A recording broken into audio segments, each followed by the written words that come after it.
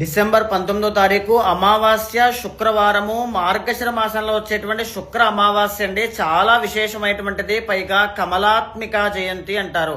మహాలక్ష్మీదేవి యొక్క స్వరూపమే కమలాత్మికాదేవి. మీ జీవితంలో ఆర్థిక సమస్యలు కానీ, రుణ బాధలు కానీ, లేకపోతే ఇది లేదు ఫలానా అనేటువంటిది ఏదైనా ఉంటే రేపు అంటే అమావాస్య రోజు సాయంత్రం సూర్యాస్తమయం అయిన తర్వాత శక్తి ఉన్న వాళ్ళైతే తామర పుష్పాలతో కమలాత్మికాదేవికి హోమం చేయండి.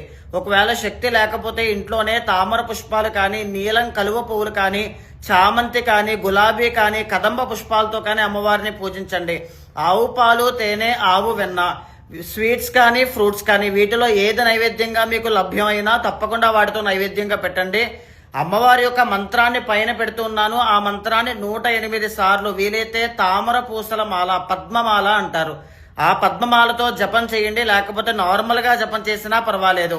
అనుకున్న కోరిక తప్పకుండా నెరవేరుతుంది. అమ్మవారి యొక్క సంపూర్ణ అనుగ్రహం మీకు కలుగుతుంది.